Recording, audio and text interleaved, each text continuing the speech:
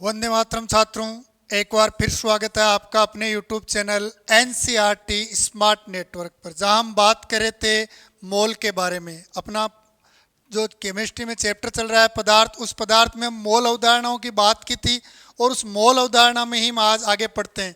बच्चों, मोल अवधारणाओं में हमने मोल की परिभाषा पढ़ी थी और हमने मोल के बारे में पढ़ा था किसी पदार्थ के एक मोल का सीधा मतलब क्या देखा था हमने कि उसमें कणों की संख्या कितनी हो, 6.022 इंटू 10 की घात 23 कण।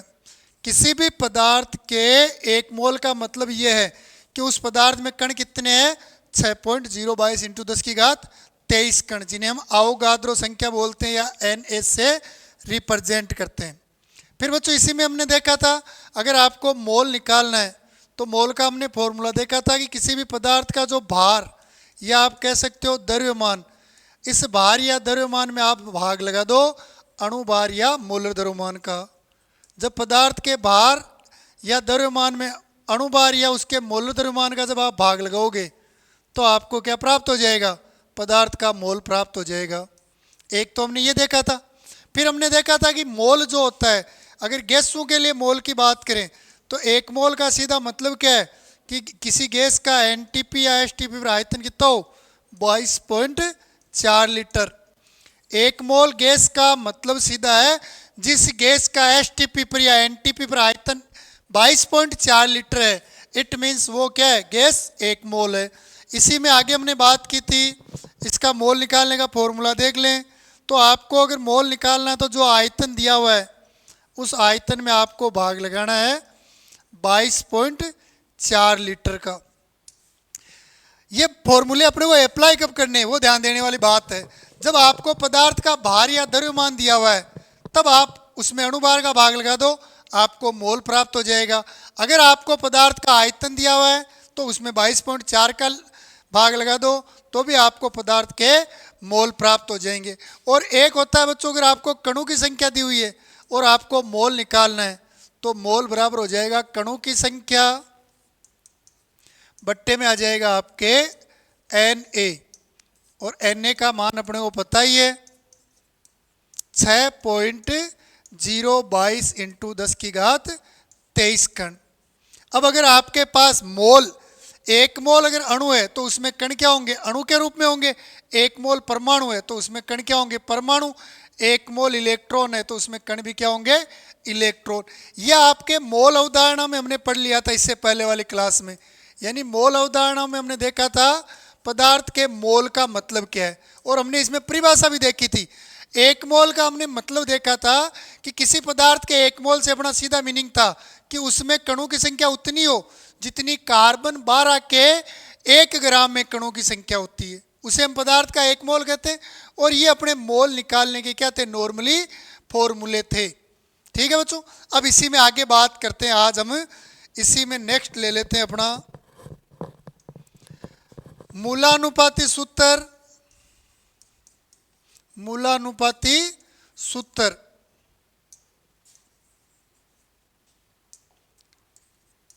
मूलानुपाती सूत्र ले लेते हैं एवं ले लेते हैं अणुसूत्र। मूलानुपाती सूत्र एवं अणुसूत्र, इंपेरिकल फॉर्मूला एवं मोलिकुलर फॉर्मूला। तो किसी भी पदार्थ के मूलानुपाती सूत्र और अणुसूत्र की बात करें तो सबसे पहले बात करते हैं बच्चों मूलानुपाती सूत्र। सूत्र जो होता है वो किसी यौगिक या पदार्थ जो होता है उसको रिप्रेजेंट करने का एक जरिया होता है। किसी भी पदार्थ को रिप्रेजेंट उसके सूत्र से करते हैं, और उस सूत्र में मूलानुपाती सूत्र से अपना मतलब क्या है, किसी भी पदार्थ का ऐसा फॉर्मूला जिसमें परमाणुओं की संख्या जो होती है, परमाणुओं की संख्या को सरल अनुपात में दर्शाते हैं, सरल अनुपात में दर्शाया जाता है।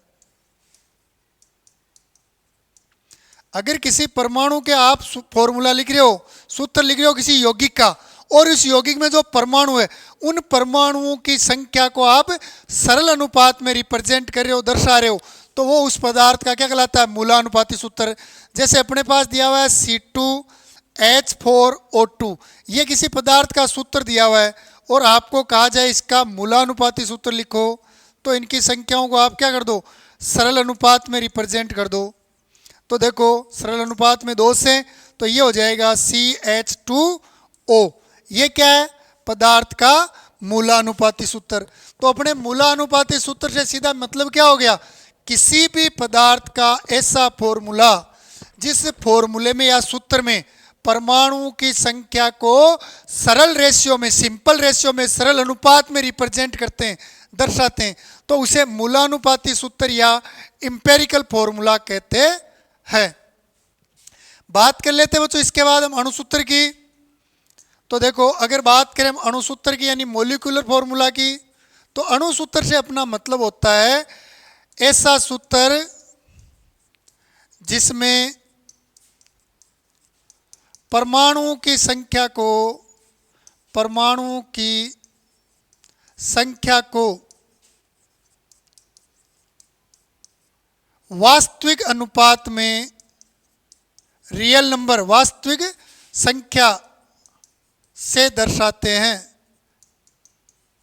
यानी जितने परमाणु है उतने ही परमाणु दर्शाए जाते हैं। कोई भी परमाणु यौगिक उसमें जितने परमाणु है उनकी कंप्लीट संख्या को दर्शाते हैं। जैसे ले लेते हैं जल, तो इसका फॉर्मूला H2O, इसमें हाइड्रोजन की संख्या 2 और ऑक्सीजन की संख्या 1 होती है। तो ये इसका अणुसूत्र है।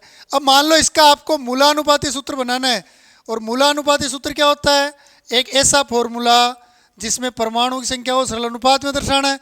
अब किसी पदार्थ के अणुसूत्र में परमाणु की संख्या पहले से ही सरल अनुपात में है, तो वही उसका मूलानुपाती सूत्र भी होता है। एक ये ले लेते हैं, जैसे हम C2H4O2, ये अपने पास जैसे अणुसूत्र दिया हुआ है। अब इसका मूलानुपाती सूत्र बनाना है, तो वही सरल रेशियो में लिख दो आप, तो ये हो जाएगा आपके CH2O। तो दोनों परिभाषाएं देखो आप। सबसे पहले तो देखो आप मूलानुपाती सूत्र, तो किसी भी यौगिक का ऐसा फॉर्मूला या ऐसा सूत्र जिसमें परमाणु की संख्या को सरल अनुपात में रिप्रेजेंट किया जाता है, तो उसे कहते हैं मूलानुपाती सूत्र या इंपेरिकल फॉर्मूला। फिर आता है बच्चों आपके मूलानुपाती सूत्र के बाद अणुसूत्र, तो ऐसा फॉर्मूला जिसमें परमाणुओं की वास्तविक संख्या, रियल नंबर रिप्रेजेंट करते हैं। जैसे ये हाइड्रोजन प्रोक्साइड की बात कर लेते हैं। तो अगर हम हाइड्रोजन प्रोक्साइड की बात करें, तो इसका फॉर्मूला होता है H2O2, यानी इसमें 2 हाइड्रोजन परमाणु होते हैं और 2 ऑक्सीजन परमाणु, और दो ही दर्शा रहे हैं। इट मीन्स ये इसका क्या है, अणुसूत्र। मान लो आपको कहे इसका मूलानुपाती सूत्र लिखो, तो सरल अनुपात में चेंज कर दो इसको, तो हाइड्रोजन और ऑक्सीजन दोनों की संख्याओं को चेंज करेंगे, तो ये हो जाएगा HO। ठीक है बच्चों, ये इन दोनों की नॉर्मल डेफिनेशन है। अब बात कर लेते हैं इन दोनों में संबंध। तो हम बात कर लेते हैं मूलानुपाती सूत्र एवं अणुसूत्र में संबंध। अणुसूत्र में संबंध, दोनों में संबंध देखते हैं। तो बच्चों देखो, किसी भी पदार्थ का जो अणुसूत्र होता है वो होता है आपके N इंटू मूलानुपाती सूत्र, और N यहाँ पर कोई प्राकृत नंबर है। N यहाँ पर क्या है, कोई प्राकृत संख्या है, 1 2 3 4, ये आपके कोई भी एक नंबर है। अब बच्चों इसी फॉर्मूले से मान लो आपको मूलानुपाती सूत्र निकालना है, तो आपको अगर अणुसूत्र दिया हुआ है और आपको N की वैल्यू पता है, तो मूलानुपाती सूत्र निकालने के लिए क्या करो आप, अणुसूत्र में आप N का भाग लगा दो, अणुसूत्र बट्टा N। इसके अतिरिक्त अब मान लो अपने को अणुसूत्र निकालना है और मूलानुपाती सूत्र भी पता है और वो सरल रेशियो भी पता है जिससे आपने इनको डिवाइड किया है, तो इन दोनों को गुणा करोगे तो अणुसूत्र बन जाएगा। और मान लो मूलानुपाती सूत्र निकालना है, आपको अणुसूत्र दिया हुआ है, तो इसमें N का भाग लगा दो, तो आपके मूलानुपाती सूत्र आ जाएगा। लेकिन बच्चों अगर मान लो आपको N निकालना हो, तो N निकालने के लिए आप क्या करो, जो अणुसूत्र है उस अणुसूत्र में आप भाग लगा दो, किसका, मूलानुपाती सूत्र का। अणुसूत्र में भाग इसका लगा दो, मूलानुपाती सूत्र का। जैसे एग्जाम्पल के लिए देखो, आपको दिया हुआ है जैसे अणुसूत्र C2H4O2 और मूलानुपाती सूत्र इसका CH2O है, तो सोल्व करें तो n का मान आ जाएगा, देखो कार्बन से ये 2 बार, ये इससे 2 बार और ये इससे 2 बार, यानी n का मान कितना आ गया 2। तो एक तो तरीका ये है, और दूसरा तरीका क्या आपके पास n निकालने का। तो देखो n निकालने के लिए आपको अगर आणविक द्रव्यमान या अणुभार दिया हुआ है, अणुभार या आणविक द्रव्यमान दिया हुआ है पदार्थ का, तो उस कंडीशन में जो आपको आणविक द्रव्यमान दिया हुआ है, इस आणविक द्रव्यमान में आप भाग लगा दो किसका, मूलानुपाती सूत्र के भार का या मूलानुपाती सूत्र भार का, तो आपको n का मान प्राप्त हो जाता है। यह होता है बच्चों अणुसूत्र और मूलानुपाती सूत्र में संबंध। ठीक है, एक बार वापस देख लो आप। किसी भी पदार्थ का मूलानुपाती सूत्र एक ऐसा फॉर्मूला होता है जिसमें परमाणुओं की संख्या को सरल अनुपात में रिप्रेजेंट किया जाता है। अगर बात करें अणुसूत्र की, तो ऐसा सूत्र जिसमें परमाणु की संख्या को वास्तविक संख्या के रूप में लिखा जाता है या वास्तविक अनुपात में दर्शाते हैं, तो वो उसका अणुसूत्र होता है। अणुसूत्र और मूलानुपाती सूत्र में संबंध देख लो। तो बच्चों अगर आपको अणुसूत्र निकालना है और मूलानुपाती सूत्र और n का मान पता है, तो दोनों को क्या कर दो, मल्टीप्लाई कर दो, तो अणुसूत्र आ जाएगा। अगर आपको मूलानुपाती सूत्र निकालना है तो अणुसूत्र में n का भाग लगा दो, और अगर आपको n निकालना है तो अणुसूत्र में मूलानुपाती सूत्र का भाग लगा देते हैं। लेकिन मान लो अगर आपको अणुभार या आणविक द्रव्यमान और मूलानुपाती भार दिया हुआ है और n निकालना है, तो जो आपका आणविक द्रव्यमान या मूलानुपाती भार है, इन दोनों को क्या कर दो, आप अनुपात में लिख दो, या अणुभार में मूलानुपाती भार का क्या लगा दो, भाग लगा दो। तो उस कंडीशन में आपको n का मान प्राप्त हो जाता है। तो ये होता है आपके अणुसूत्र मूलानुपाती सूत्र में संबंध। अब बात किसी भी परमाणु का मूलानुपाती सूत्र कैसे निकालते हैं। मूलानुपाती सूत्र ज्ञात करना, और ये मूलानुपाती सूत्र ज्ञात करना आ जाएगा तो इससे हम आसानी से क्या निकाल सकते हैं, किसी भी पदार्थ का अणुसूत्र निकाल सकते हैं, n का मान निकाल सकते हैं। तो देखो मूलानुपाती सूत्र ज्ञात करने के जो स्टेप या आपके चरण है, स्टेप या चरण या कह सकते हो पद, तो किसी भी यौगिक का आपको मूलानुपाती सूत्र ज्ञात करना है तो उसके लिए आपको जो इस चरण बनाने या कह सकते हैं इसके पद जो है वो आपको जो काम में लेने, उनकी बात कर लेते हैं। तो सबसे पहले नंबर 1 बच्चों, किसी भी पदार्थ का आपको मूलानुपाती सूत्र लिखना है तो सर्वप्रथम पदार्थ या यौगिक जो है, यौगिक में उपस्थित परमाणु के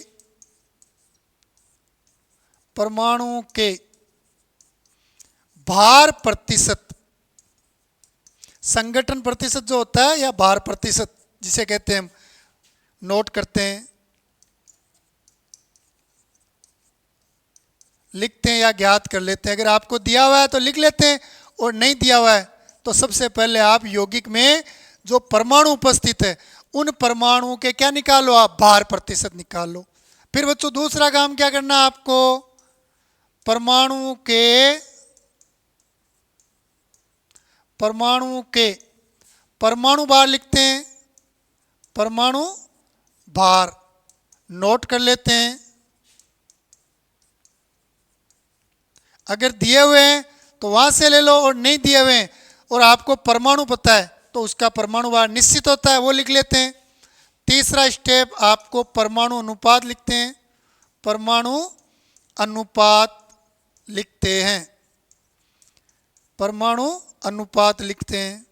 और परमाणु अनुपात लिखने के लिए करना क्या है, तो परमाणु अनुपात बराबर आप लिख दो, जिस परमाणु का आपको अनुपात निकालना है तो उस परमाणु का अनुपात ज्ञात करने के लिए भार प्रतिशत जो है आपके, उस भार प्रतिशत में आपको उस परमाणु के परमाणु भार का आपको भाग लगाना है।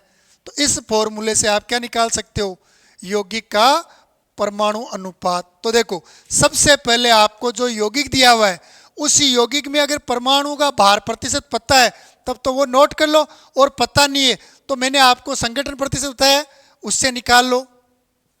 फिर परमाणु के भार जो होते हैं वो आप नोट कर लो।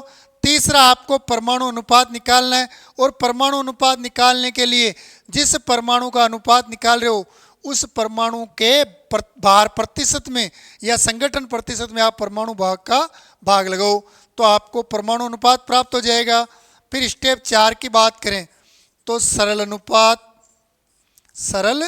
अनुपात लिखते हैं। और सरल अनुपात लिखने के लिए करना क्या है, आपको जो परमाणु है,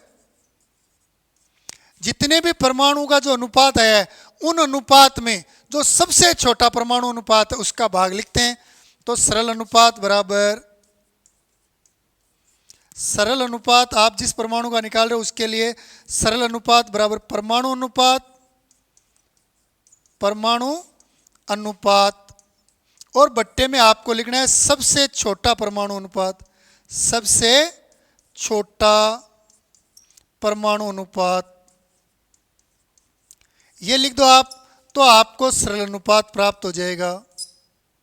तो जो आपने यहां पर तीसरे पॉइंट में जो परमाणु का अनुपात निकाला है, वो जो अनुपात आए उन अनुपात में से जिस परमाणु आपको सरल अनुपात बनाना है, तो जिस परमाणु का परमाणु अनुपात सबसे छोटा है उसका पर्टिकुलर प्रत्येक के परमाणु अनुपात में भाग लगाओ तो आपको क्या जाएगा, सरल अनुपात प्राप्त हो जाएगा। और अंत में बच्चों अपने सबसे लास्ट में क्या करना है आपको, सॉरी थोड़ा बड़ा कर दिया इसको, तो छोटा करते हैं इसको, ये रख लेते हैं। तो देखो सबसे अंत में क्या करना है अपने को, पांचवा पॉइंट जो है वो आपको पूर्णांक में लिखते हैं, पूर्णांक में लिखते हैं। जो आपको सरल अनुपात प्राप्त हुआ है वो अगर आपके पहले से पूर्णांक है तब तो कोई दिक्कत नहीं है, और अगर पूर्णांक नहीं है तो उसको आपको पूर्णांक में बदलना है। और पूर्णांक में बदलने के लिए क्या करो, निकटवर्ती पूर्णांक में बदल दो या सबसे छोटे गुणांक से गुणा करके आप क्या कर सकते हो, पूर्णांक में बदल सकते हो। एक बार वापस देखो, किसी भी पदार्थ का आपको मूलानुपाती सूत्र ज्ञात करना है तो उसके लिए आपके जो स्पष्ट चरण है, 4 चरण आपको ध्यान रखने हैं। सबसे पहले यौगिक में परमाणु का भार प्रतिशत निकाल लो, दिया हुआ है तो लिख लो। दूसरा, प्रत्येक परमाणु का पृथक पृथक आप उसका परमाणु भार लिख लो, वो भी अगर दिया हुआ है तो ठीक है, नहीं आपको ज्ञान होगा। तीसरा, आपको निकालना है परमाणु अनुपात, और परमाणु अनुपात निकालने के लिए आपको क्या करना है, जो आपको भार प्रतिशत दिया होता है उस भार प्रतिशत में उस परमाणु के परमाणु भार का भाग लगाओ तो आपको परमाणु अनुपात प्राप्त हो जाएगा। फिर उसके बाद बच्चों आपको सरल अनुपात प्राप्त करना है। तो जो परमाणुओं के अपने को अनुपात प्राप्त हुआ है, रेशियो प्राप्त हुआ है, उस रेशियो में जो सबसे छोटा रेशियो है उसका प्रत्येक में भाग लगाओ तो आपको सरल अनुपात प्राप्त हो जाएगा। और लास्ट में जो आपको अनुपात प्राप्त हुआ है उस अनुपात को आप पूर्णांक के रूप में लिख दो तो आपके पूर्णांक जो आएंगे वो आपको सूत्र बनाने में आसानी प्रदान करेंगे। अगर बच्चों अपने पास पहले से पूर्णांक है तब तो कोई दिक्कत नहीं है, नहीं तो निकटवर्ती पूर्णांक में बदल दो या सबसे छोटे उचित गुणांक से गुणा करके उसको आप पूर्णांक में बदल सकते हो। क्लियर? तो ये एक बार इसका स्क्रीनशॉट लो आप।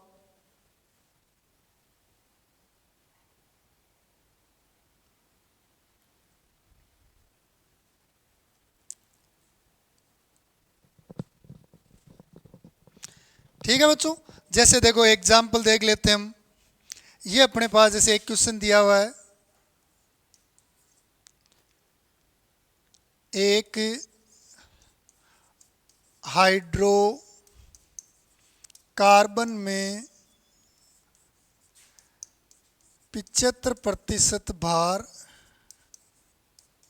कार्बन का है, तो हाइड्रोकार्बन का मूलानुपाती सूत्र ज्ञात करो, मूलानुपाती सूत्र ज्ञात करो। ये अपने जैसे एक क्वेश्चन आ गया, क्या कह रहा है कि आपको एक हाइड्रोकार्बन दिया हुआ है, हाइड्रोकार्बन मतलब कार्बन और हाइड्रोजन से मिलकर बना यौगिक, ठीक है।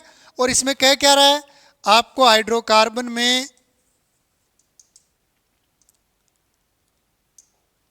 कार्बन का भार प्रतिशत 25% दिया, सॉरी 75% दिया हुआ है, तो आपको हाइड्रोकार्बन का मूलानुपाती सूत्र निकालना है। तो देखो कार्बन का भार प्रतिशत ये दिया हुआ आपको 75। तो बच्चों हाइड्रोकार्बन में तो कार्बन के अलावा हाइड्रोजन परमाणु होता है, तो हाइड्रोजन का परमाणु भार, हाइड्रोजन का परमाणु भार या सॉरी भार प्रतिशत पहले। तो अगर यौगिक कुल यौगिक 100% होता है, उसमें से 75% क्या है, कार्बन है, तो शेष 25% क्या होगा, हाइड्रोजन। ठीक है, ये हो गया इनका भार प्रतिशत।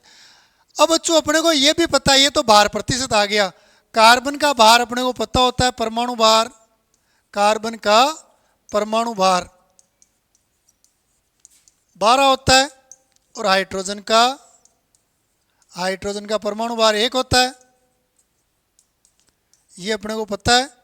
आपको निकालना क्या है, आपको यौगिक का मूलानुपाती सूत्र निकालना है। तो बच्चों मूलानुपाती सूत्र निकालने के लिए आप एक सारणी बनाओ। सबसे पहले एक तरफ लिख लो आप तत्व है, पहला कॉलम, दूसरे कॉलम में आप लिख लो भार प्रतिशत, तीसरा कॉलम लिख लो आप परमाणु भार, कॉलम नंबर 4 आप बना लो परमाणु अनुपात, और परमाणु अनुपात निकालने का तरीका पता ही है, भार प्रतिशत में आप भाग लगाओ किसका, परमाणु भार का, और सबसे लास्ट कॉलम सॉरी इसके बाद अगला कॉलम बना लो आप सरल अनुपात।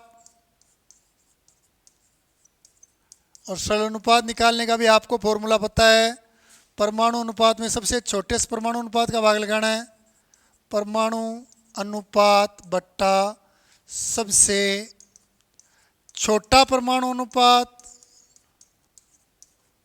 सबसे छोटा परमाणु अनुपात या रेशियो, और लास्ट में आप लिख दो पूर्णांक। अभी देखो सूत्र बनाते हैं हम। तो देखो सबसे पहले बात करते हैं तत्व है। तो बच्चों हाइड्रोकार्बन में तो अपने तत्व कितने होते हैं, 2, एक तो होता है कार्बन, एक होता है हाइड्रोजन। देखो कार्बन का प्रतिशत दिया है 75, हाइड्रोजन का 25, तो ये लिख देते हैं 75 और ये 25। परमाणु भार कार्बन का 12, हाइड्रोजन का 1। निकालना क्या है बच्चों अपने को, परमाणु अनुपात, तो 75 में तो भाग लगा दो आप किसका, 12 का, और 25 में लगा दो आप 1 का।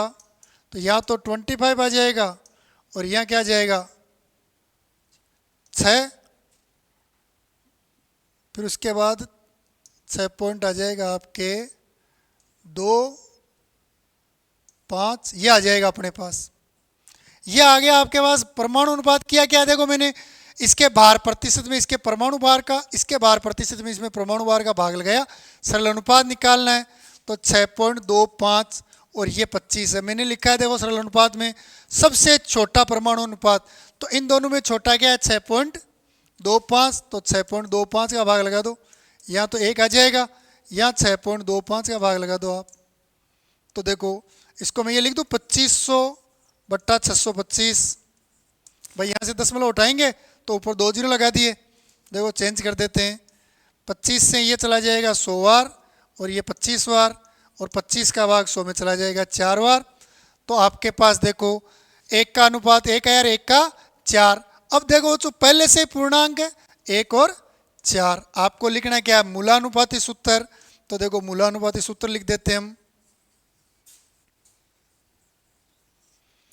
तो आपको मूलानुपाती सूत्र लिखना है, तो मूलानुपाती सूत्र बराबर, अब हाइड्रोकार्बन है तो हाइड्रोकार्बन में तो 2 ही परमाणु, एक तो कार्बन और दूसरा हाइड्रोजन। कार्बन की संख्या 1 है, हाइड्रोजन की संख्या कितनी है 4 है।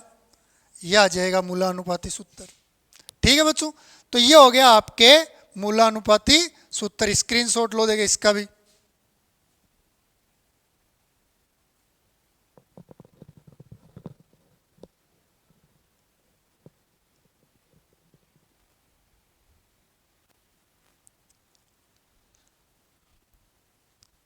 ठीक है बच्चों, यानी आप इस प्रकार किसी भी पदार्थ का क्या निकाल सकते हो, मूलानुपाती सूत्र निकाल सकते हो, जो आपके बहुत ज़्यादा काम की चीज़ है। केवल याद क्या रखने, आपको केवल ये 4 चरण याद रखने हैं। पहला, सबसे पहले यौगिक में परमाणु के भार प्रतिशत, अगर आपको दिया हुआ है तब तो वो लिख दो, और दिया हुआ नहीं है तो संगठन प्रतिशत से ज्ञात कर लो। फिर उसके बाद आपको परमाणु के भार लिखने हैं, परमाणु भार नोट करने हैं। परमाणु भार नोट कर लो, दिया हुआ है तो वो लिख दो, नहीं तो आपको पता है। परमाणु अनुपात निकालो स्टेप 3 में आप। परमाणु अनुपात निकालने के लिए आपको ज़्यादा कुछ नहीं करनी है। पदार्थ का जो आपको भार प्रतिशत दिया हुआ है, उस भार प्रतिशत में पदार्थ के परमाणु भार का ही आपको भाग लगाना है। फिर आपको बच्चों सरल अनुपात लिखना है। सरल अनुपात लिखने के लिए भी कोई रॉकेट साइंस काम में नहीं लेनी है। नॉर्मल आपको जो आपने परमाणु अनुपात निकालें उनमें जो सबसे छोटा परमाणु अनुपात है उसका भाग लगाओ तो आपको सरल अनुपात आ जाएगा। और प्राप्त सरल अनुपात को आपको पूर्णांक के रूप में लिखना है। और पूर्णांक में लिखने के अपने 2 तरीके हैं। एक तो निकटवर्ती संख्या, जैसे आपके ये आ गया 1.9 तो इसको आप 2 लिख दो, या ये आ गया 1.01 तो इसको आप 1 लिख दो।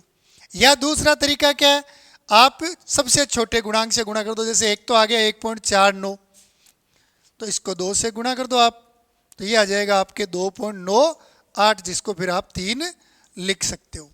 तो ये अगर आप 4 जो स्टेप है, ये 5 स्टेप आप काम में लेते हो तो आपको मूलानुपाती सूत्र निकालने में कोई समस्या नहीं होगी।